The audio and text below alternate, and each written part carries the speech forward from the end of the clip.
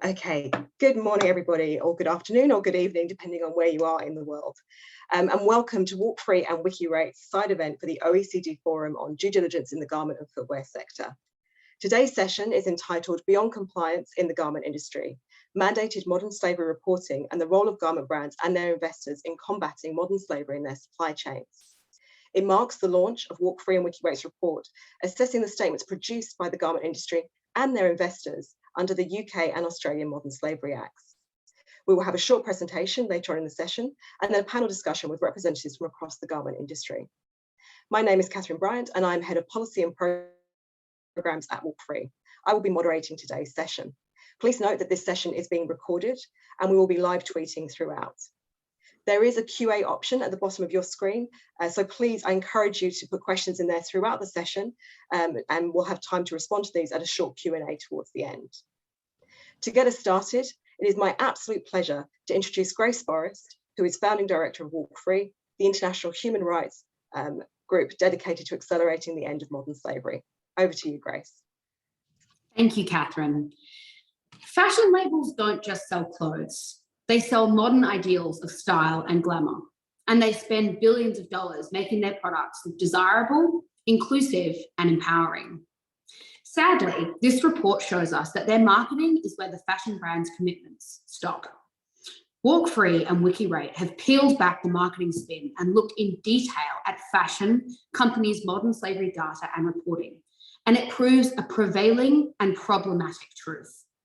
While fashion companies continually create a perception that they are responding to human rights and environmental issues, a necessity in an environment continually exposed of exploitation, when actually given the opportunity to do the right thing and get ahead of this conversation, their response has been nothing short of shallow.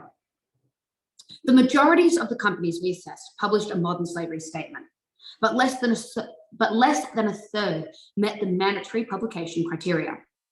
While well over half identified risks of modern slavery in their supply chains, only 25% actually reported incidents. Perhaps most disturbing, despite the compliance process being low-hanging fruit, simply focused on transparency, not remediation or protection, a quarter of the companies didn't even disclose information of their supply chains. This included leading luxury brands who would have us assume they are doing the right thing, but won't take the time to prove it to us. History will tell us that no brand will sneakily do the right thing. In light of this, and the fact that the garment industry has a long history of forced labour, wage theft, illegal hours, and dangerous working conditions, it is sad to sit here and say that modern slavery remains a risk that is close as all of the shirts on our back. This risk is not gender neutral, with women making up the majority of garment industry workers and people in modern slavery. These women are employed at the bottom of fashion supply chains and are suffering because companies are putting profit over people time and time again. COVID-19 has created deeper divides and greater inequality around the world. Workers have never been under more pressure, and they continue to operate through crisis with little to no protection. Factory-level surveys provided by Clean Clothes Campaign expose discrepancies between what companies are telling the public about their operations and what is really happening deep in their supply chains, proving that now more than ever, transparency is key to any meaningful protection. It is the company's responsibility to uphold the human rights of all workers in all their supply chains. Where there are breaches, it is their responsibility to identify them, remediate them, and prevent them from happening again. Only through transparency and shared information can sectors start to shift on this increasing vulnerability we see in our globalised economy today. CEOs and boards must be held to account. Now more than ever, consumers are asking, who makes my clothes? Investors are increasingly sharpening their portfolios to have a focus on ESG.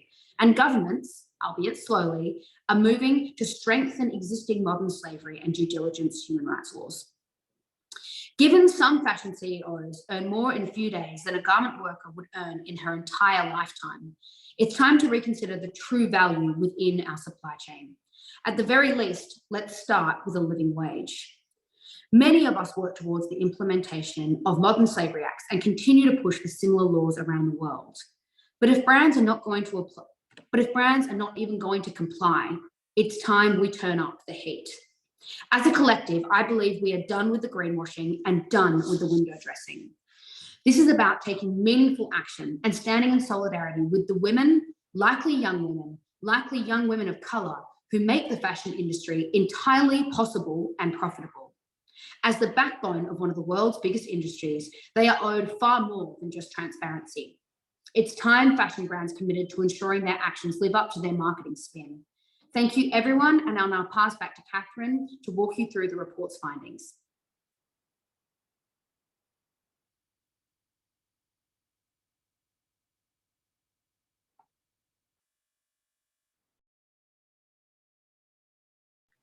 Sorry, everybody. Apparently, after 2.5 years of pandemic, I'm still not used to unmuting myself before starting a presentation. Thanks so much, Grace. So as I mentioned at the beginning, today marks the launch of our report, Beyond Compliance in the Garment Industry, assessing UK and Australian Modern Slavery Act statements produced by the garment industry and its investors. This report is part of our Beyond Compliance series, where we assess statements produced under primarily the UK Modern Slavery Act. We're now really excited that with the advent of the Australian Modern Slavery Act, we're also able to now do a comparison between those two jurisdictions and how companies are reporting under them. This report assesses 150 statements produced under the UK and Australian Modern Slavery Acts. This includes 50 garment industry companies in the UK and 50 in Australia, as well as 25 investors in those garment companies, again, in both the UK and Australia. The aims of this report is to assess whether the statement meets the Act's minimum requirements. It's whether we're going to assess whether companies and investors are going beyond compliance with effective responses to modern slavery risks. We highlight good practice in addressing sector-specific modern slavery risks in the global garment industry, and we also provide recommendations for industry, investors, and policymakers. This report is co-produced by WalkFree and WikiRate, and all data can be found on the WikiRate platform. We're also grateful to Clean Clothes Campaign for giving us access to their factory-level data, which we've also included in our analysis. More on that in a second. So the key focus of this report, and indeed this presentation, are the 100 garment companies that we believe should have reported under the Australian and UK Modern Slavery Acts. And upon first glance, the perception is that the garment industry performs relatively well under modern slavery legislation. The overwhelming majority, for example, released a statement. And many of these statements are actually a lot more detailed than other sectors we've looked at. As I mentioned, this is part of the Beyond Compliance series. We've looked at the hospitality sector and asset managers previously, and certainly the garment industry does have an awful lot more quality statements than those particular sectors. However, when we delve deeper and look at the reality, there are several points or areas for concern. For example, we know there's high compliance with many companies having a statement, but this hides the fact that many of these are not actually meeting the minimum requirements. Some detailed statements exist and are going that extra mile, but further investigation reveals a shadowed response, limited information on lower tiers, revealing that we've got hidden workers, and perhaps some companies only releasing a statement as a tick box exercise. So let's really dive into that reality. So not all companies are meeting the minimum requirements in either the Australian context or the UK. We see across the board, just as a side note, Australian companies do tend to outperform UK-based companies across several metrics, and this includes meeting the minimum requirements. Australia and the UK actually have similar approval requirements. So this includes being approved by the relevant authority or signed off by the CEO or equivalent. While in Australia, statements must be also submitted to the central registry. In the UK, they have to appear on the company website, and hopefully soon will be obligated to put on the UK registry as well. Australian statements, as you can see in the graph in front of you, are meeting these three criteria more often than their UK counterparts, with 81% of the companies we looked at in Australia meeting this, as opposed to 54% in the UK. So beyond those kind of minimum requirements, let's now dive into the content of the statements. So many companies, again, encouragingly, have modern slavery policies. 97% across the board mention some kind of policy to tackle modern slavery in their supply chains and direct operations. This is particularly interesting considering this is not a direct disclosure requirement in the Australian legislation. These policies, however, range from requiring companies to comply with local and international laws, approximately 1/3, or prohibiting forced labour, over half. However, these policies are often on paper. They're not always followed up with disclosure of how they're enforced in practice. We're curious to know, how does a company ensure that international and local laws are actually being protected in their in their supply chains? Are they conducting audits? Are they actively engaging with workers? So the questions remain as to how effective these policies are in practice. For example, without these sufficient monitoring processes and action plans to address violations, the policy can become pretty meaningless. And finally, we saw that disappointingly, companies are failing to apply policies beyond their tier 1 suppliers. 35% disclose applying policies beyond tier 1. So addressing the risk of modern slavery where it is most likely to occur, which is beyond tier 1, requires companies to understand and map their entire supply chain. However, across the board, companies in our assessment are keeping their supply chains opaque.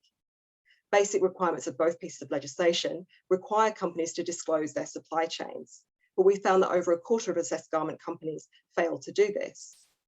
Where they did disclose their supply chains, most commonly this was around general statements about geographic locations. 24%, slightly more encouragingly, did include full supplier lists or link to these lists from their statements.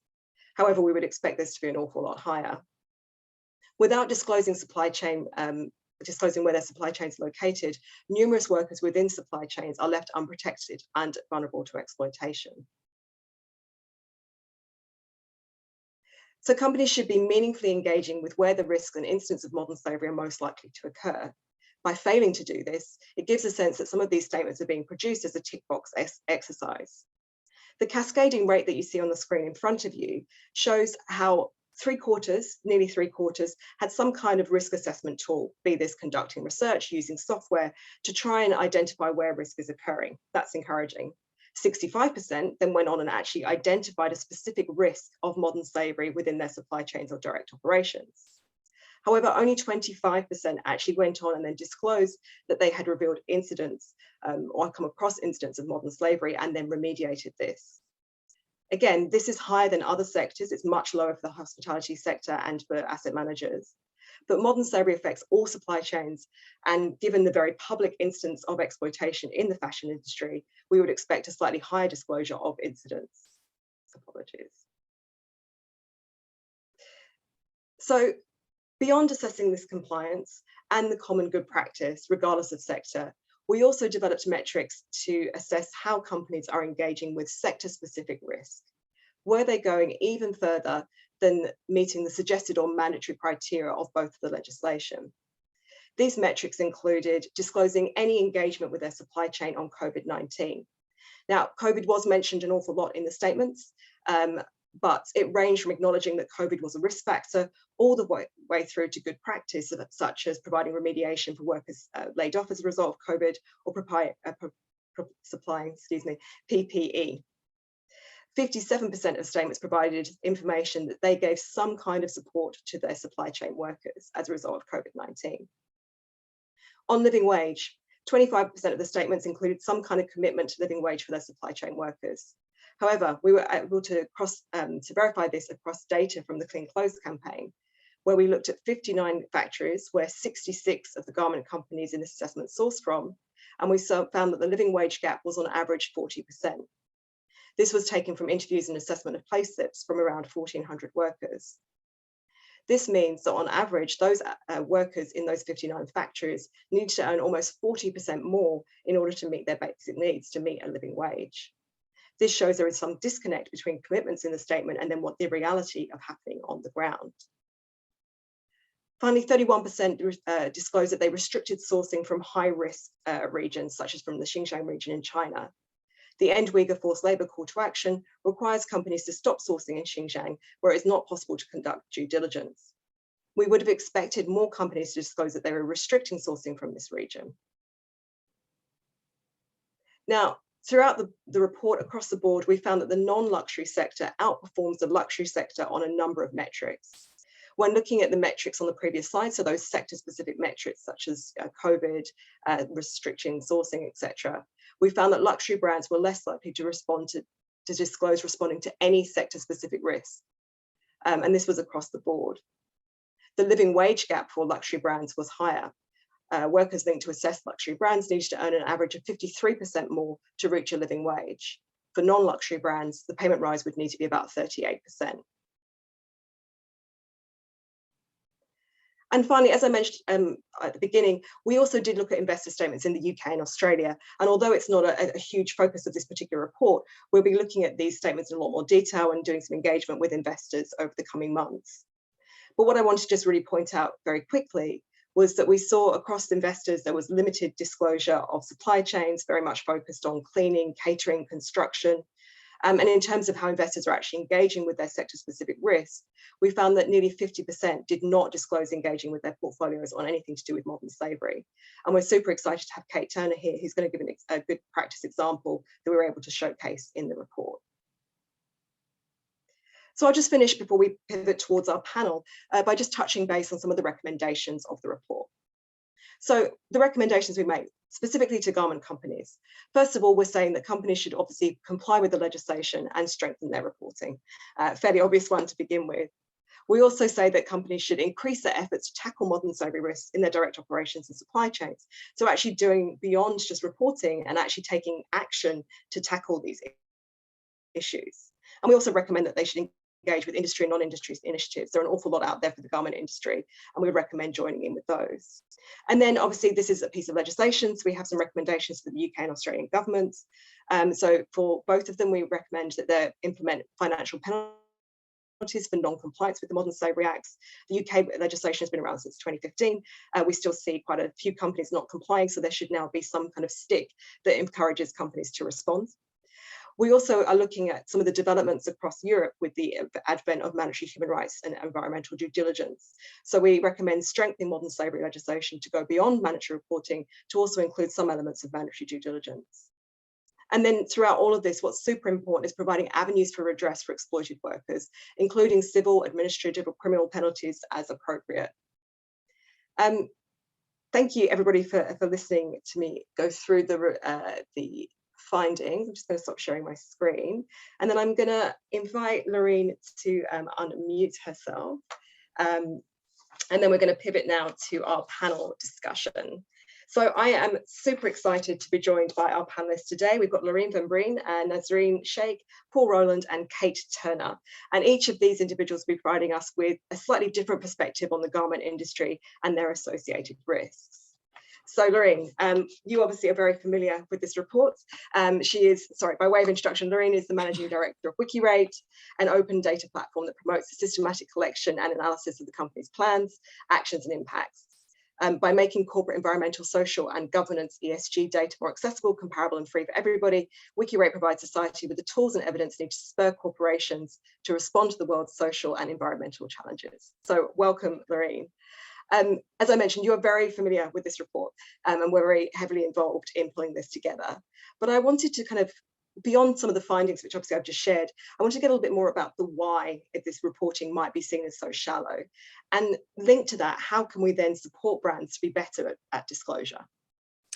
Yes, absolutely. Thanks so much, Katharine, for the introduction, and thanks so much, everybody, for being here today. Yeah, I always love talking about this project. Katharine and I have been working on it for 6 years already, so yeah, great to do it again today. And maybe just to say, it's of course very disappointing to see that company reporting is shallow. And we would have loved to have a brand representative here with us today to talk you through some of the challenges that they face when they're trying to do that kind of reporting. But unfortunately, due to some last minute changes, we couldn't get that sorted, so you'll have to do with me.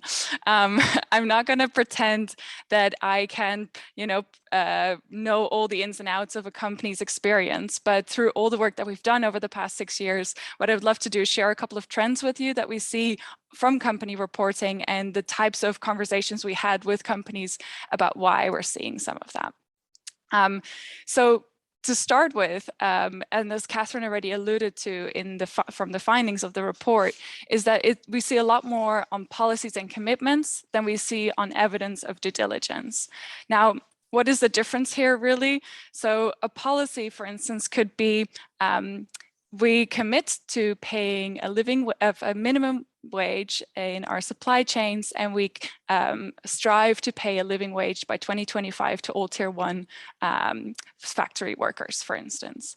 And I mean, this is already, of course, great if companies are reporting this. And I'm sure Paul can tell you that this is not very common for companies to report something this clear. But I couldn't pass up the opportunity to kind of show what it is that a good policy or commitment looks like. But yeah, so that's really where it starts. And it would be great if we see that from companies. But if that's where it stops, it's not enough, because then it becomes really hard to distinguish lip service and greenwashing from actual due diligence. Now, the evidence of due diligence, what is it that we then look for? So in line with the policy example that I gave, we would be looking for things like, do we see that they do labor cost isolation? Do they actually report the number of factories where a living wage has been met? How do they know that? Is that through social audits? Is that through site visits? Is that through a worker program where they actually collect data from workers or have a dialogue with workers? And you go on and on like that, right? So that's the kind of evidence that we need to see go inside, come along with these policies and commitments. Now, it's, of course, we understand that it's a lot easier to report on policies and commitments than it is to provide this evidence. When you need to provide this evidence, you need to do tracking, you need to have a data system, you need the involvement of third parties. And so it's a lot more complicated. And we absolutely acknowledge that. But I think what is important to remember is that if you really want to tackle an issue like living wage, or if you really want to uphold that commitment and that policy, you need to be doing that legwork anyway. And so what it's really about is bringing that transparency to that process so that you can share with others what is working for you and what isn't working for you. What are the policies and due diligence actions that are working? And so it's really important there, of course, to also understand that in particular modern slavery, but lots of different human rights issues are issues that not one single company is facing. This is an issue that every single company faces. Sadly, if you look hard enough, you will find forced labor in every company's supply chain. And so it's that sharing that can really help actually improve your due diligence by learning also from peers in your sector. Now, another trend that we've come across, and this has been much more through the dialogues we've had with companies over the years, is that sometimes these statements, when they've been written by someone in the CSR department, for instance, they start out really ambitious and they write about all the great initiatives they're doing, lots of practical details, and then the legal review comes around and you get back a watered down version. That is what you're then end up putting out. Now, this is not to then kind of point the finger and say, you know, there's your problem, look at the corporate lawyers. What I'm really trying to say is there's a tension there that I'd like to pick up. And the question, we really need to understand that process in the context of what the role is of a corporate lawyer, right? They have to minimize the risk to the business. And so that is really what the key is. It's the risk to the business. And we've actually seen this in a lot of these statements as well. Maybe just to ground it a little bit in some of the evidence of the research, when we look at corrective measures and remedy, the most common across sectors, the most common kind of strategy that we find is that canceling contracts when an incident of forced labor has been identified, whereas the least common is worker remediation. And so again, it indicates who do we think of is at risk here? Is it the business or is it the workers? Now, I have to say the garment industry is actually a bit more encouraging. The most common remediation strategy for the garment industry is corrective action plans, which shows that there's an engagement with the problem and a working with your supplier as your partner to resolve these issues, which is great. But still, there's a big gap because we're looking at about 70% of statements mentioning corrective action plans as a solution or as a strategy, and only 20% talking about worker remediation. So there's still a huge gap there. So yeah, I think maybe I'll leave it at that. Just I don't have a solution for you. I don't know how to pivot and get everybody on board with, and even the corporate lawyers on board with considering the risk to human and this kind of human-centric approach to risk rather than the business risk and placing that first. But I do think it's important for those who are involved and working on this issue to always keep asking ourselves, who's at risk here, and how can we make sure that they are protected? So I'll leave it at that. Thank you, Katharine. Wonderful. Thank you so much, Laureen. And I'll come back to you with probably some follow-up questions, but we'll get everybody's interventions to start with. One thing I just wanted to flag before we come to Nasreen is if you do have questions for any of the panelists regarding the presentation, please do put them in the Q&A box at the bottom. I do encourage you to that. We have a section for Q&A at the end, so please put those in there. And if you can also direct them to specific speakers, that would be fantastic. Okay, fantastic. So Nasreen, thank you so much for joining us. Nasreen Sheikh is a survivor of modern slavery in the garment industry.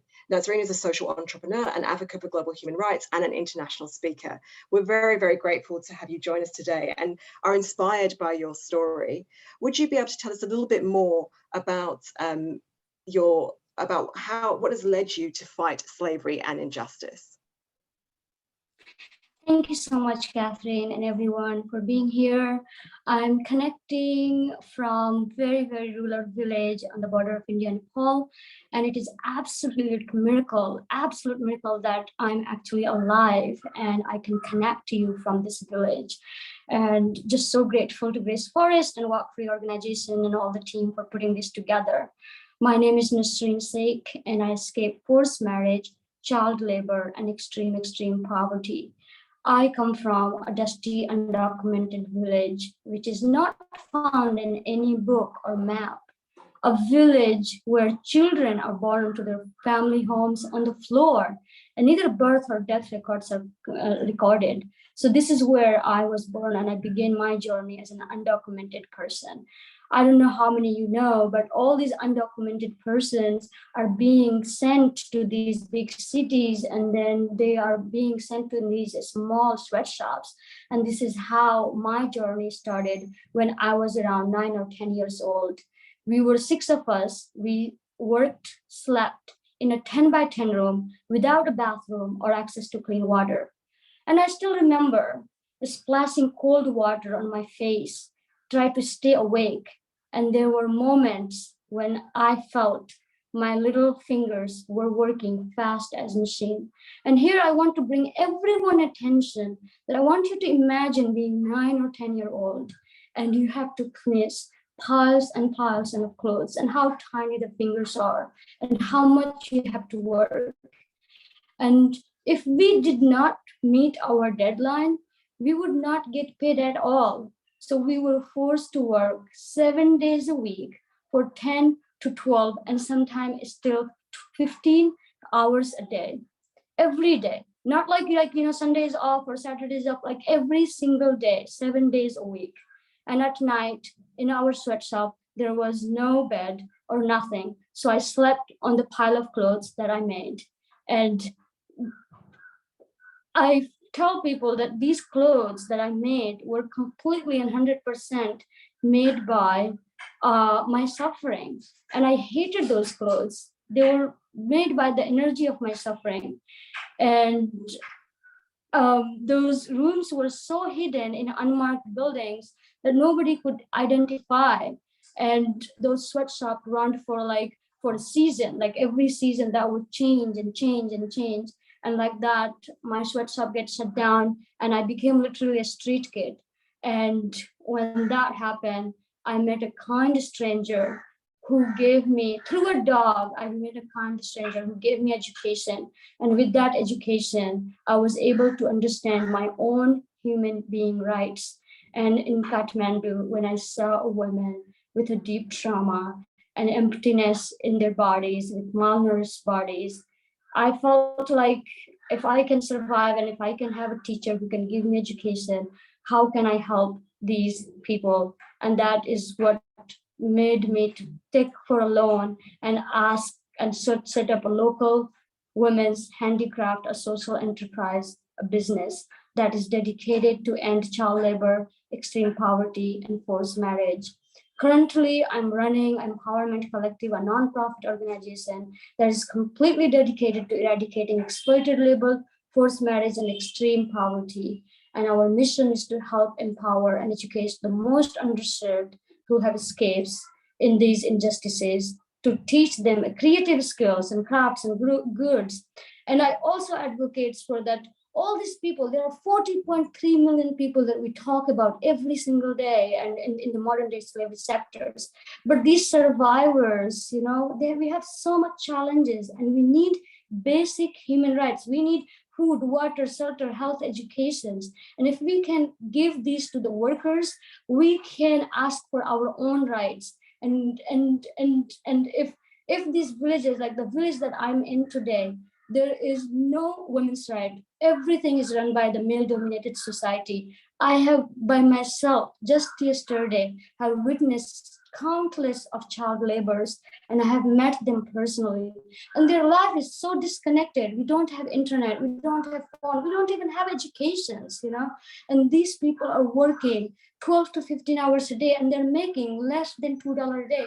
And if we make less than $2 a day, how can we send our children to the school? How can we afford clean water? And when we don't afford that, then this becomes our generational trauma. And then my children go to the school, and their children goes to the schools, to this sweatshop, and it just like becomes unstoppable suffering for these communities. So I request everyone that when you buy things, please ask questions: who made it, where it come from, and as much you can, please support local businesses, fair trade businesses, and a small social enterprise if you can. I feel like these 40.3 million numbers is going to increase because of the COVID, and in these rural villages, all of the NGOs supposed to be in the rural villages to help them. But I don't see NGOs working in these rural villages. I don't see the NGOs reaching out to the sweatshop and finding those children and rescuing them and sending them to the schools. So I urge all these companies and organizations to please come and join together to help educate these children so they don't have to become a part of the sweatshop. And in Nepal, there's 1.6 million child labor. In India, there's so many suffering is happening. And because of the pandemic, we're going down and we need your help. Thank you. Thank you so much, Nasreen, for sharing. And thank you so much for joining us today. I know it's very difficult with the internet where you are, so I really, really appreciate it. We'll continue going through the panel, and then we'll come back and follow up with some questions. In particular, Nasreen, I'll be keen to hear a little bit more about your recommendations of what you think both business and consumers can do, but I'll leave you to think about that one while we come to Paul, who is our next panelist. So Paul Roeland comes from the Clean Clothes campaign. He is a longtime activist working on the intersection of human rights, technology, and social change. He's working as the transparency lead for Clean Clothes campaign, a global network dedicated to improving working conditions and empowering workers in the global garment and sportswear industries. So Paul, we've heard obviously about how companies are disclosing this information. We've heard the personal experiences of Nasreen. I'm keen to hear what you think the concrete steps are that brands can actually take to engage with worker voices in the garment industry, to really start to tackle some of these root causes of modern slavery and other human rights risks in their supply chains. Yes, thank you, Katharine. Yeah, I would say that basically wages are the core issue. They are the basic contributor to modern slavery. There are many forms of modern slavery. There are excessive agent fees. We've heard from Indonesia where workers have to pay up to 1 year in their wages in advance to get a job at a garment factory. We've heard of forced housing. We've heard of Sumangali, which is an Indian scheme of paying dowry that especially targets very young girls and women. But it all breaks down to the fact that no living wages are provided, because otherwise people would not engage in these jobs. Or in this slavery-like conditions. And we have seen also recently in Karnataka, an Indian province, the worst wage theft on an industrial scale. There were 400,000 workers who were cheated out of 60 million US dollars because the minimum wage wasn't even paid. There was a very modest wage hike set 2 years ago, and that was not being paid to all these workers who had to send their kids to school, who had to get a mobile phone during the pandemic because the kids had to remote school. They couldn't. They had to engage into debt. And that shows that even the most basic tenet of the Codes of Conduct, which is pay the legal minimum wage, is not adhered to. I'm glad to say that after 2 years of campaigning, there's now been a breakthrough, and these women will be paid their due with arrears.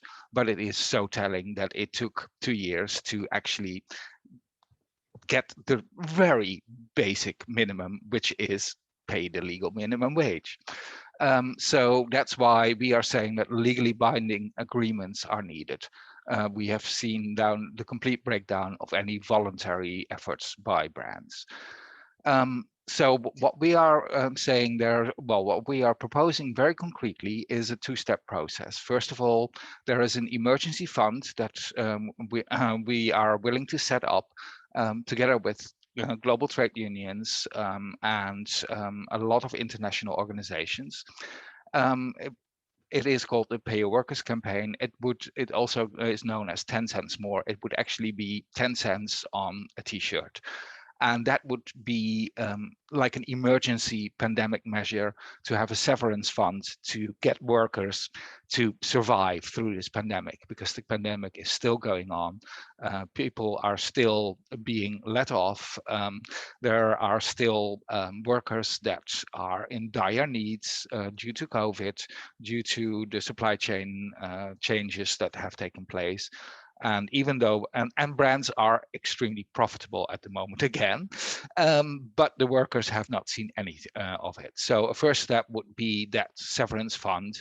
And a second phase after that is that we have to get to living wages, and not somewhere in the future, as Laureen said, because all the brands have glowing commitments. But yesterday I was at another session at this OECD forum, and somebody said, it was in joke, but still said, I love a good roadmap without a specific time frame. And yeah, that was said in joke, but it was probably the truest thing that ever uttered in the fashion industry. There are many roadmaps, none of them have a defined time frame, and we need that. So we have also set up a proposal called Wage Forward. It's at wageforward.org. And that it literally is a top up on what brands must be paying on what is called FOB pricing. That's a technical term for basically the price that they pay for their goods. That top up would be based on the gap between the legal minimum wage and the living wage in that area. And brands would have to pay that unless they can show that they are already paying workers above the legal minimum wage in their area. So it basically flips the script around. It doesn't say it requires everybody to pay a top up, and that would be dispensed by via a broad coalition of worker rights organizations, trade unions, and others. But you can sort of like lower that top up if you can actually prove with data, with transparency, that you as a company have already taken concrete steps towards paying a living wage. Because now often it is said like, yeah, but if we start paying, then we have a competitive disadvantage towards others. It's time to flip that around and say like, everybody will have to start paying, and that can be by a top up on FOB pricing. If that doesn't work, we will have to start looking at import duties and put that into a fund and say like the only way you can get on that is if companies that it actually becomes a competitive advantage to start paying a living wage, because we're not getting anywhere. So we do need, these are two concrete initiatives that companies can start up signing up right now, and that we really urge people to sign up to now, because yeah, this has been going on for years and years, for decades. The time for voluntary is over. We are also very much looking forward to mandatory due diligence legislation, but we are calling on companies not to wait until that legislation is there. We're calling on them to actually put their money where their mouth is, and show by engaging in a legally binding agreements that they're willing to tackle the root cause, and the root cause is the lack of a living wage. Wonderful. Thank you so much, Paul. I'll come back to you in a second around that question around legally binding and the need for regulation. I think that there's a sense now that the time is up in terms of these voluntary initiatives that have been around for many years. So I'll come back to you on that in a second. But I'd like to just turn to Kate Turner from First Sentier Investors. So Kate Turner is a responsible investment specialist at First Sentier Investors. Kate supports the governance of responsible investment and integration of ESG factors across the organisation, and engages with clients and stakeholders in Australia and New Zealand to communicate First Sentier's approach to responsible investment. So welcome, Kate. The question I have for you is, obviously we've heard from lots of different perspectives, but I wanted to hear from an investor's perspective. What role can investors play in responding to sector-specific risk, especially with regard to the impact of the pandemic, COVID-19, on modern slavery risks? Thanks, Katharine. So as you highlighted, something that actually investors haven't been saying in their modern slavery statements, but really should be, I think the starting point is engagement. So in a similar way that for the apparel industry, contract cancellation is not the answer, for us as investors, divestment is not the answer if we identify modern slavery risk within our investments. As the report highlights, we're in a unique position as investors to apply leverage on companies to help them do more and do better. And thinking about some kind of guiding principles for how we as investors can do that better, I think that the first, I've thought of four. I think the first one is that we need to take a broader view than just modern slavery risk. I mean, we've got modern slavery acts in Australia and the UK, which is great, but it's such a slippery slope from sort of labour exploitation and general poor working conditions into modern slavery. And I think that was one of the first takeaways from the pandemic, where overnight, with some of the shifts that happened in supply chain disruption, the vulnerable people became significantly more vulnerable to these issues. So as investors, if we can work with the companies that we invest in to address some of these issues before it gets to a point of being modern slavery, then hopefully we can help to prevent some of them from eventuating. In terms of my second point is that we constantly need to reassess risk. So what is a high-risk jurisdiction or a high-risk sector pre-pandemic and now are very different things. When the pandemic hit at FSI, we were doing our sort of annual risk assessment of our portfolios, and it just felt like that risk landscape was changing around us and underneath our feet. And you know, the report details some of the issues with the apparel sector during that time. As investors, we really needed to pivot our approach to engagement with those companies. So starting to ask some of the things that you mentioned before, Katharine, about, you know, what legally mandated wages and severance payments or benefits are being paid, what emergency relief funds are we seeing? Companies have got exit plans, but what does their re-entry plan look like? And how will they be starting orders? How will workers be re-employed once we came out of lockdown that first time all those years ago? So what we found through that engagement was there were some quite innovative examples of things that companies were doing really well in the apparel sector. And we used that to create some sort of concept of best practice that we could share with the companies that we didn't feel were doing as well, so that we could repeatedly continue to engage with them on how they can improve their approach and how they're thinking. My third point is really kind of as the report says in its headline, is around going beyond compliance. So we were very excited to see the Modern Slavery Act come into force in Australia. We really didn't want to see that opportunity being wasted by it being turned into some sort of box ticking exercise.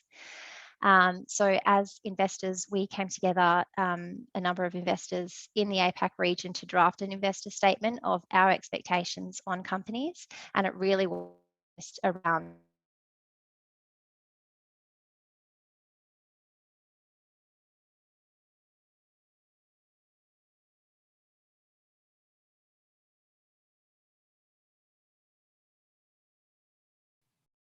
Oh, apologies, Kate. I wasn't sure if I'd frozen or if Kate had frozen. going beyond compliance. One of the first, sorry. I'm so sorry, Kate, you dropped out there. So we missed where you were saying about the investor statement that you released, that obviously went beyond kind of compliance and outlined your expectations, but then you dropped out at that point. So if you could just go back to that point and carry on, that would be fantastic. Sorry. Thank you. No, all good, all good. So what I was saying is kind of the first and most important question that we ask of the companies that we invest in is whether they found modern slavery within their operations or supply chain within the past year. As Laureen mentioned, if you look hard enough, you will find it. So if a company hasn't found it, are they really looking for it? If they have found it, whilst it's not something to be celebrated, it's a starting point to start providing remediation and to start thinking about preventative measures to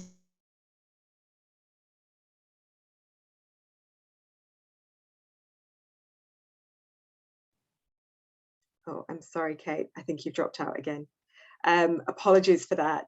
We'll just wait for Kate to join again, give her a couple of seconds. And if not, then I'll turn to the rest of the panel and we'll carry on her conversation when she rejoins.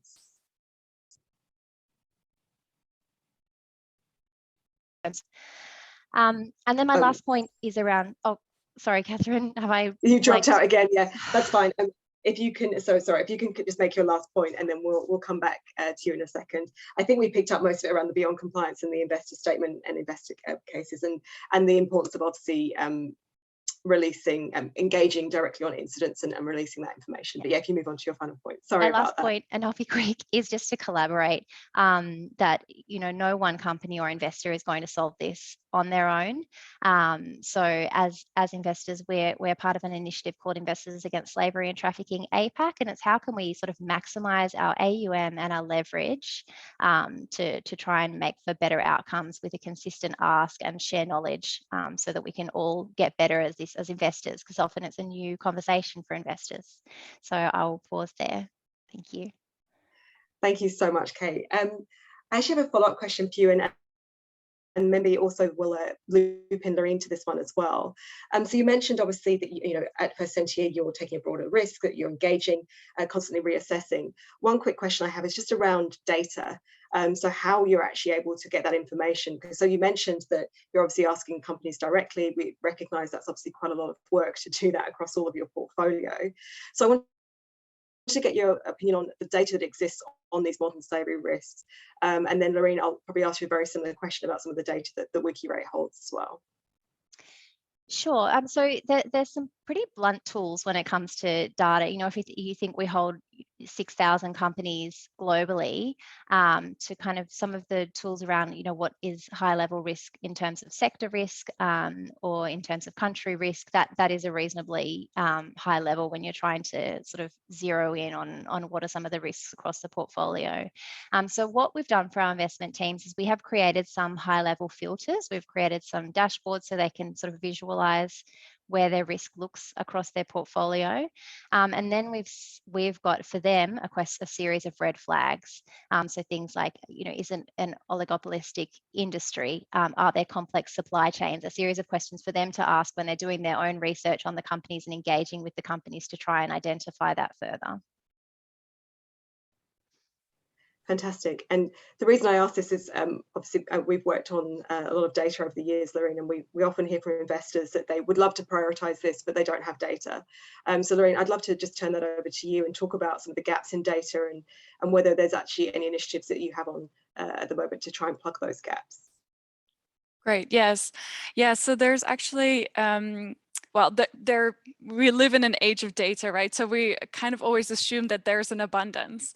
But when it comes to company data, unfortunately, a lot of this really valuable data is not that easy to access. So, you know, we have, as much as we can at WikiRate, we collect all of this data. So we also automate, we scrape, we work with other databases. But especially when it comes to social data in this kind of ESG, a lot of that information is actually tucked away in PDF reports.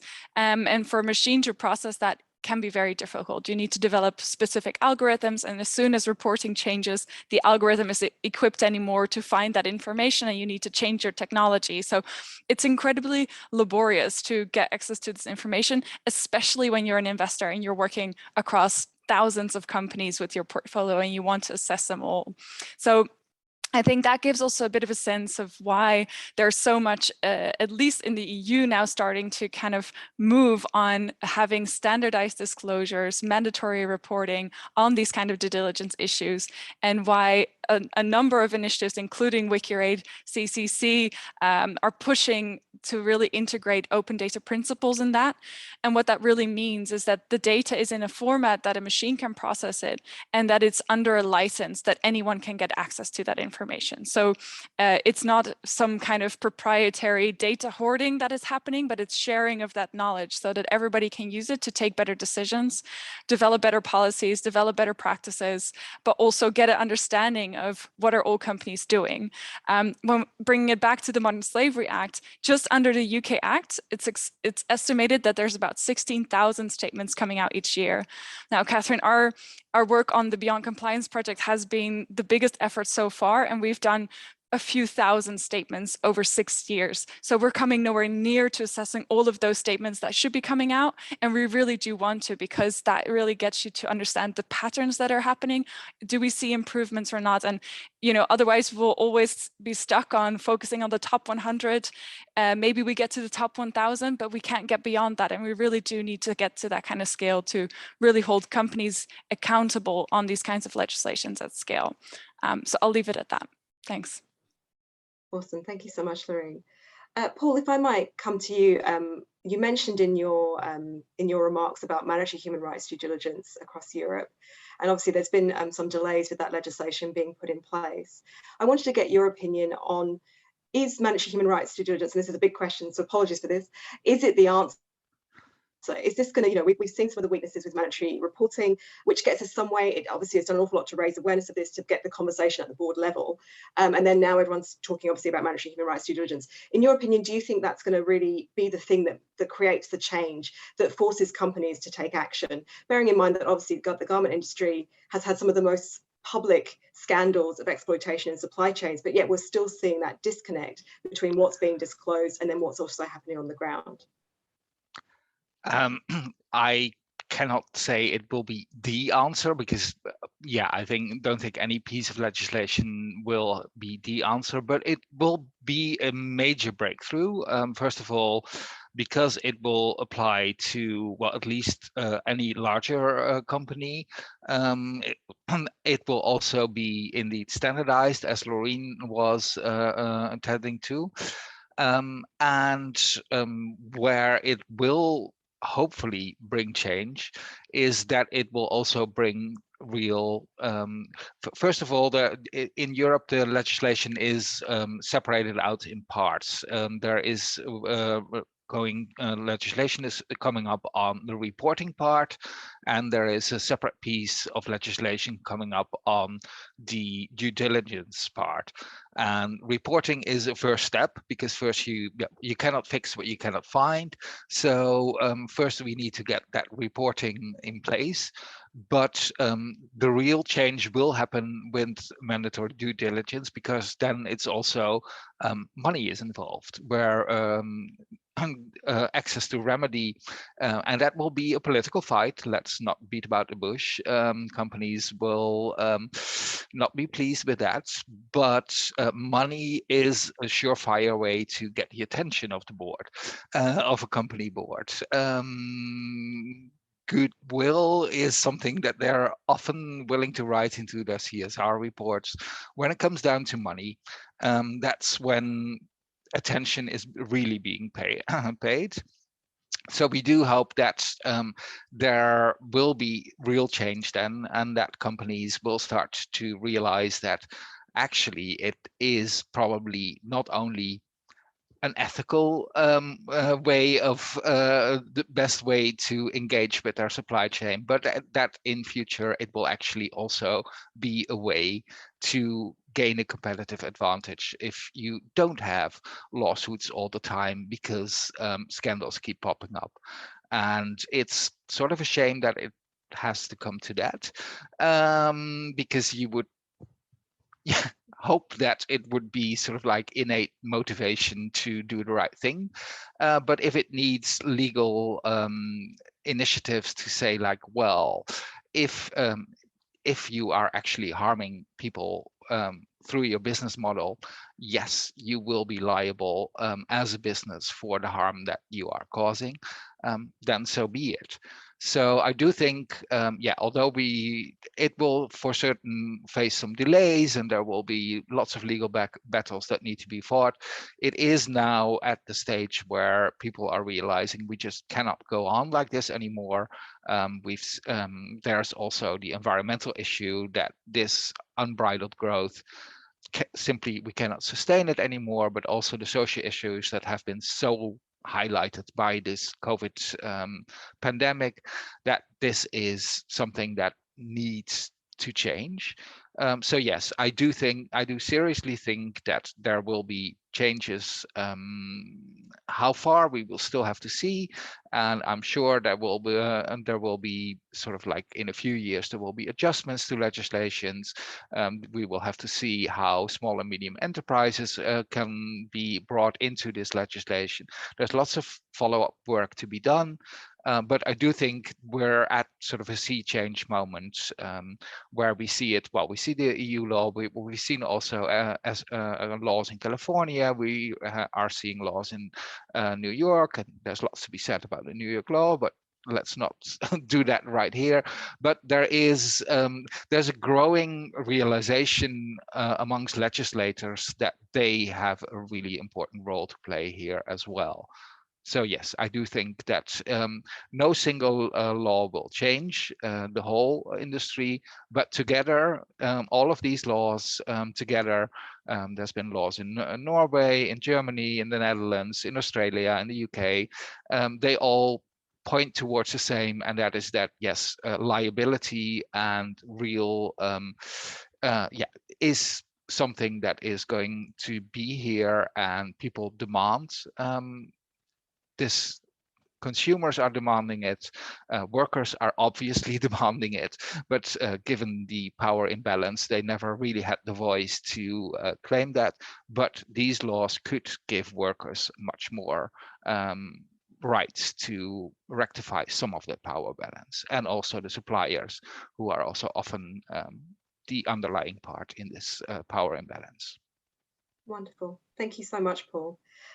We've got another 15 minutes left before we finish up, so I'm going to open up to questions. But before we do, I just wanted to come back to Nasreen.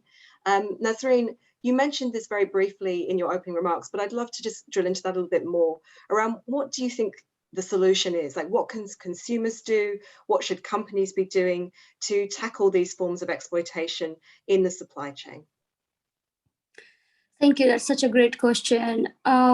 I feel that people need to really understand what modern day slavery is, and especially the Western world needs to understand that, because many times people think that, oh, slavery is eradicated, it's gone, and people need to understand that no, that title just replaced into a product. It just got transformed into a characters, into products, mobile phones, clothes, jewelry, all that stuff.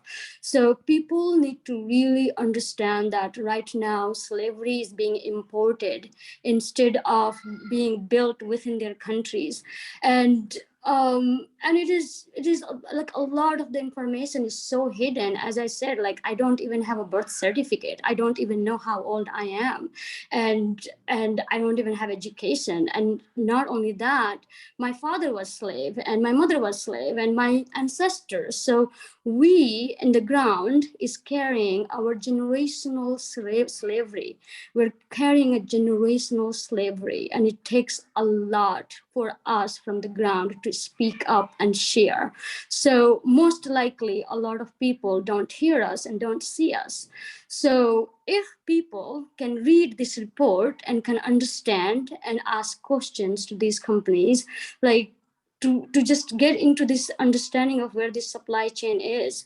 And I really want consumer to connect on not just on like where these things come from on the surface level, but on the level of the source of manufacturing, you know.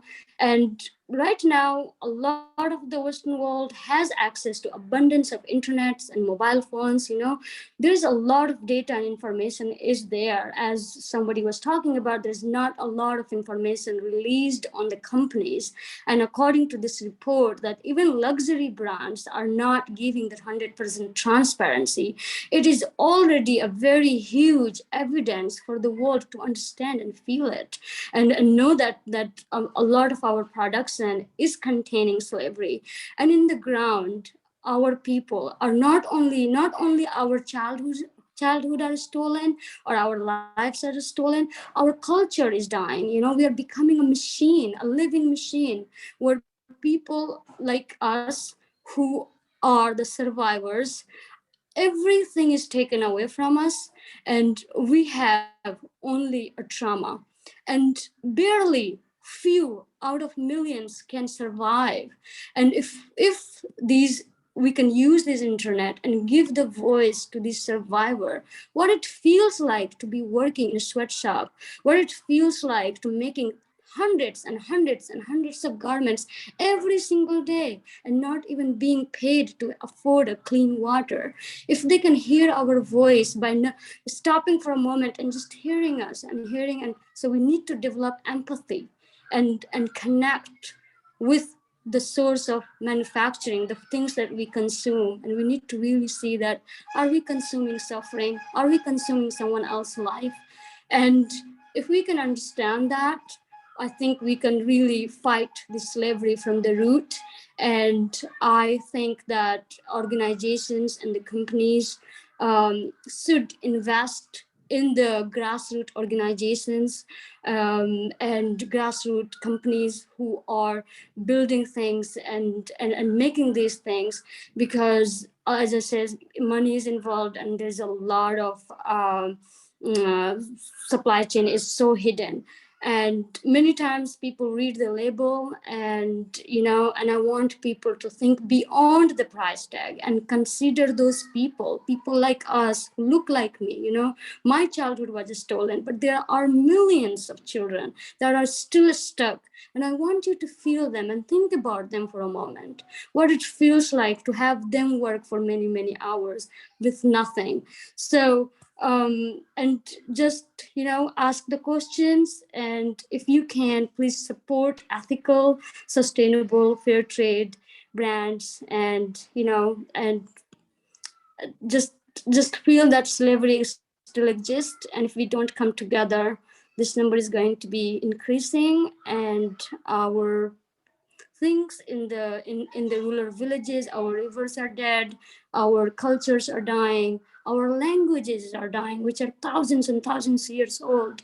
So if we can connect and really understand the root of slavery, we will enable a lot of these people who are slave right now in modern day slavery. We can free them to be them who they are. And I want really people to understand that if we will have a basic human rights, if we will have a living wage, we will participate in healthy economy, a better economy. And that's what we're asking help for. Thank you so much. Thank you so much, Nasreen. Thank you. I'd like to now come to some of the questions that are coming through on both the chat and the Q&A. And there's a couple of questions come through about the Australian review process. So for those of you who aren't familiar on the call, Australia is reviewing its Modern Slavery Act this year after the first, well, 2 rounds of statements have now been released. So I wanted to turn over to Laureen, and also perhaps maybe Kate, you might have also some views on this around, you know, one of the recommendations we're going to be making is around making sure that things such as 16A in the legislation around monitoring compliance is actually provided, like there is resources put towards the government in order to monitor the compliance with the legislation as per the legislation.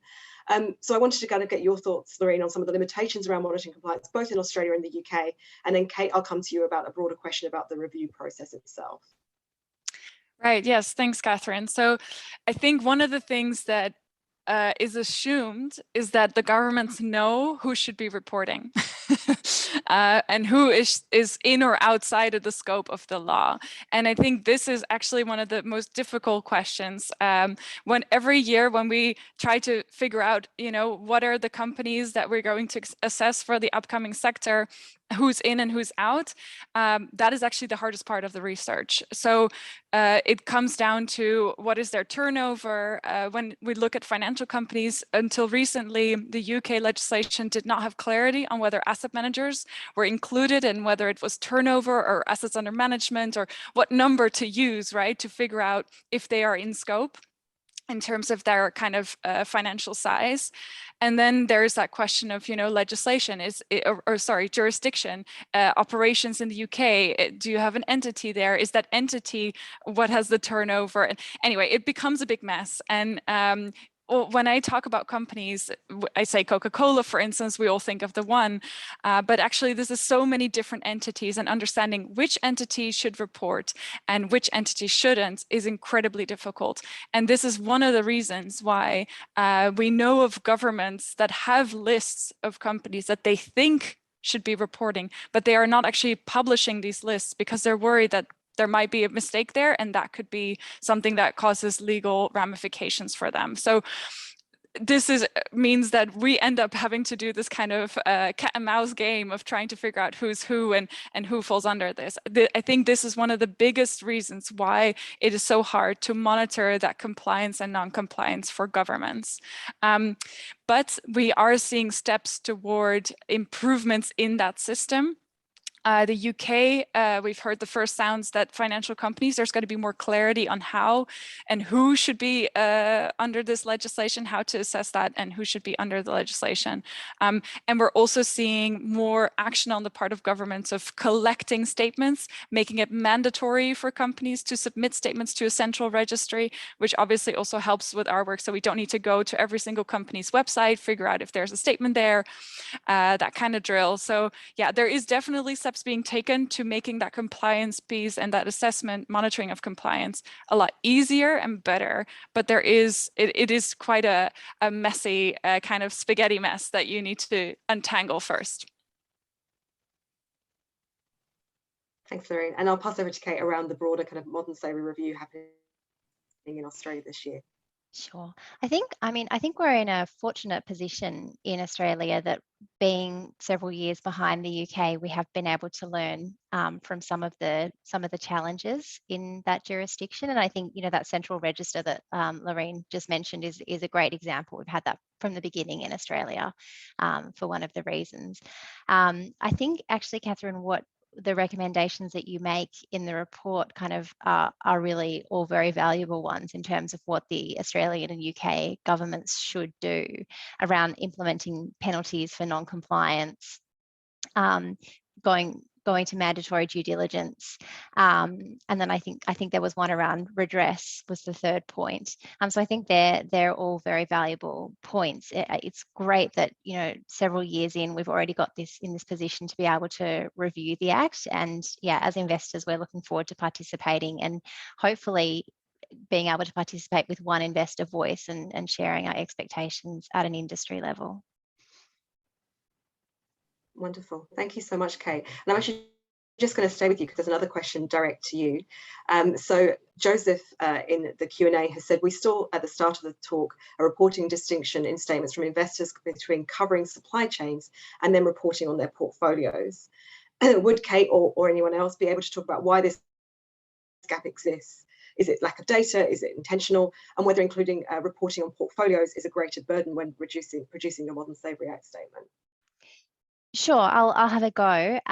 So I think it's different in the UK and Australia. So in Australia, the legislation has specifically stated that our investment portfolios actually count as part of our supply chain, whereas the UK is silent on this. So I think a lot of investors in the UK don't, because it's just not kind of explicit or clear. Although I would say, when we were always reporting under the UK Act, we would always report on that, because it seems like such a key area of risk. We do report on them separately, because we do very different things within our operational supply chains and our portfolios. So what we do in our portfolios is part of our responsible investment business. What we do within our supply chains is kind of governed by our supply management team. So whilst we collaborate very closely, it's a very different process for assessing those risks. Obviously, we don't have company engagement with our supply chains the same way we do with our investee companies. So I think it's kind of considered separately for that reason more than anything else, I would say. Wonderful, thank you so much, Kate. Paul, there was a question around defining a living wage. Would you be able to give us a definition of what living wage means? Sorry, let me just find the question. So it was from Bruno, who says, who can define the correct level of living wage when you compare Global Living Wage Coalition and Asian, oops, I'm so sorry, I keep losing it in my slides. Can you see Asian Floor Wage Alliance difference is huge? Is it an official measure? There is no single official measure, but there have been various definitions by various organizations. And it is true that in some countries, sometimes there is a difference. In most countries, and depending on the period where you're counting, the difference is actually, it's there, but it's a small range. So a broad definition is enough to provide for a person and their dependents, to provide for food, housing, education, healthcare, and a certain amount of disposable income. So money that you're free to spend on whatever you want after all your highly necessary bills are paid. So yeah,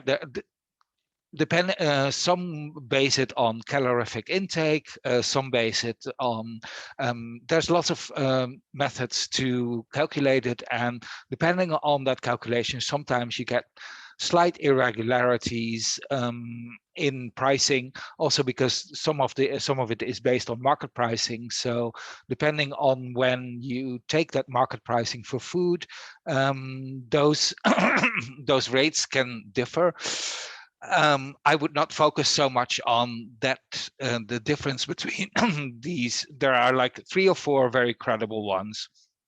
We could also average between them. The main thing to focus on, that in very many countries, the difference between a living wage and the minimum wage is like a third. And that's the issue that we should focus on, and that's what should be redressed. And whether we then come to this exact living wage measure or this exact living wage measure is far less important than the huge gap that is currently between the current wages and the living wage. So yeah, you will always get these slight discrepancies, but the major gap is between what is currently being paid and what is needed for a dignified human life is basically what we should focus on. Wonderful. Thank you so much, Paul. Laureen, did you want to jump in to respond? Yeah, sorry, I was going to respond to another question from Martin. I saw in the chat if there was a bit of a comparison, it's about the garment industry, but if there's a bit of a comparison we can do with other sectors. It is just the third sector that we've looked at in this kind of detail. And of course, very happy to hear any suggestions for sectors you really are keen for us to look at. Always happy to hear your ideas. But yeah, just to say, in comparison to the hospitality sector and the asset managers that we've done so far, as Katharine was saying at the start, the apparel sector or the garment industry is much longer statements, more beautiful pictures, a lot more. You can tell that there's been a lot of campaigning on transparency and on disclosure in this sector. So overall, there's more awareness that they need to be talking about these kinds of issues. That said, it is quite shallow, and we're not necessarily seeing more evidence of good practice than other sectors, except for the asset managers, if I may. For Sentier actually has a very thorough statement, and I would definitely encourage other investors to look at that statement as an example of some really good practices. But what we've come across is a lot of scanned in documents. For instance, also just a statement of saying we have no reason to believe there's any forced labor in our supply chains. And that's pretty much the only paragraph you'll find. So it's incredibly light touch in the financial sector, but this is also starting to change. And there's been, in the last year or two, a lot more noise around the role of investors in general in this ESG space. And we're definitely seeing the first kind of leaders standing up and showing what that really looks like in practice for them. For the hotel sector, I think one of the things that stood out there is that for their industry-specific risks were not as much talked about.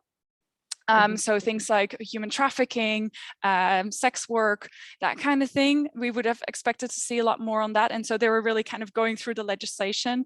I do have to say this was earlier on in the development of the legislation, so there was less time for companies to also come on board with what they were actually expected, what is expected of them. But yeah, so there was a lot less talk about their specific role in relation to forced labor, and a difficulty for that particular sector is all the franchises. So how do they deal with that? And what kind of complicated situations you get into because you're franchising, and the little control you have over operations like that. So yeah, I'll leave it at that, but I just wanted to give you a little bit of a peek on how the sectors relate to each other. Awesome. Thank you so much, Laureen. We're unfortunately out of time to answer any more questions. We will follow up with you directly. We'll keep a list of those questions and get back to you. Alison, for example, I'd love to have a chat about why using templates for statements in particular, and whether that's a good or a bad thing. But I just wanted to end by saying thank you so much to all of our panelists for joining us today to talk about the launch of our report Beyond Compliance in the Garment Industry. Thank you everybody on the call for joining us as well. And we look forward to keeping the conversation going as we release more assets and more bits and pieces coming out on the report over the next 6 months or so. So enjoy the rest of your morning, evening, afternoon, and we look forward to continuing the conversation. Take care, everybody. Thank you. Bye-bye. Thank you.